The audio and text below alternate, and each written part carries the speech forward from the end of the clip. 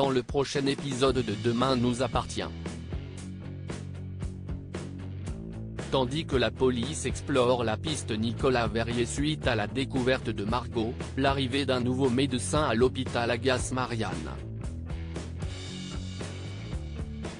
Sandrine, de son côté, fait un pas vers Morgane.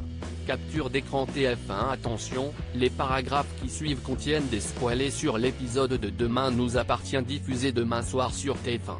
Si vous ne voulez rien savoir, passez votre chemin. Mercredi 15 mai dans Demain nous appartient.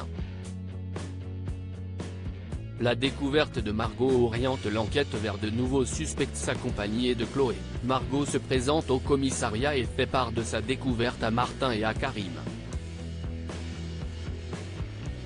En plus du chausson appartenant à César qu'elle a retrouvé dans la voiture de Nicolas, elle est convaincue que leur véhicule est celui dans lequel elle avait aperçu son fils il y a quelques jours.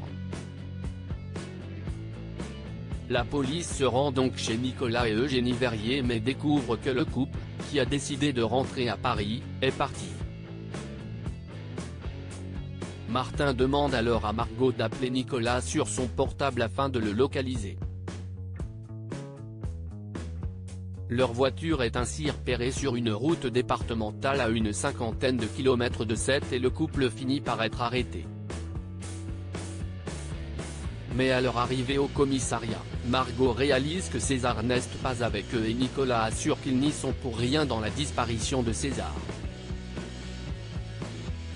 Karim passe à l'appartement pour récupérer des affaires et met Anna au courant des dernières avancées de l'enquête. Il souhaite avoir une discussion avec elle mais Anna, qui lui en veut toujours, refuse d'écouter ses explications et lui demande de partir. Au commissariat, Nicolas et Eugénie sont interrogés par Martin et Lucie. Nicolas jure ne rien savoir au sujet de César, mais au bout de quelques minutes, Eugénie craque et lui demande de tout dire. Nicolas avoue alors qu'il est stérile et qu'il a toujours très mal vécu le fait de ne pas pouvoir avoir d'enfant. Alors lorsqu'il est venu rendre visite à Margot un après-midi et qu'il a trouvé la maison vide, il en a profité pour emmener César avec lui. Mais malheureusement, César n'est plus avec eux. Jean-Charles et Natalia l'ont récupéré et le bébé se trouve désormais chez eux à Paris. Un nouveau médecin s'attire les foudres de Marianne pour son premier jour à l'hôpital de Sète. William Donnier, le nouveau chef de service en médecine interne, ne tarde pas à se faire remarquer et à s'attirer les foudres de Marianne, qu'il met dans une situation inconfortable après avoir contredit son diagnostic pour un patient en présence de Victoire. Marianne se précipite dans le bureau de Renaud pour se plaindre et lui demander pourquoi il a engagé Donnier, et Renaud lui fait remarquer qu'elle est débordée, que William pourra la délester des diagnostics les plus compliqués, et que l'hôpital a besoin d'un renfort aussi brillant. Une nouvelle qui n'enchante pas Marianne, qui peine à cacher son énervement lors de la présentation officielle de William à toute l'équipe. William peut cependant compter sur le soutien de Samuel Chardot, avec qui il a fait son internat et qu'il retrouve 16 ans après.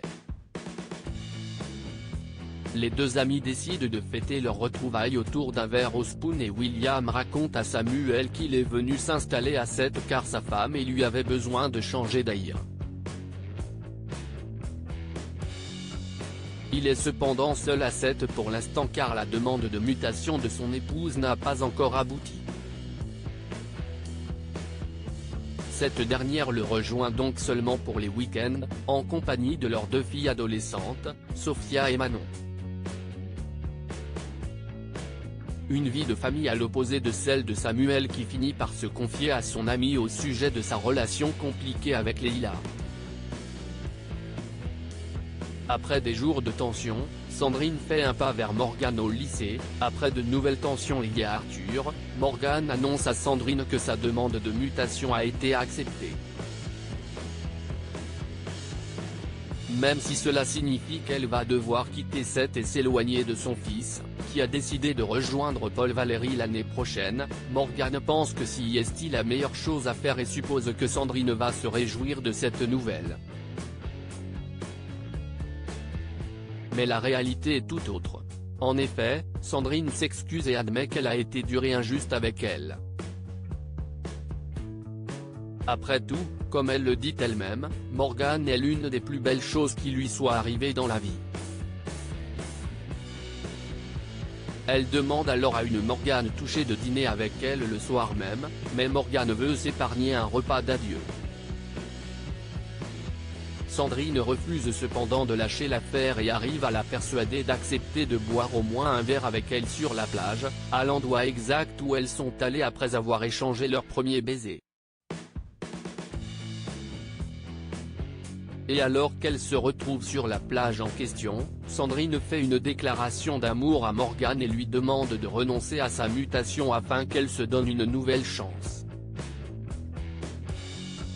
Un retournement de situation inattendu qui se conclut par un baiser enflammé.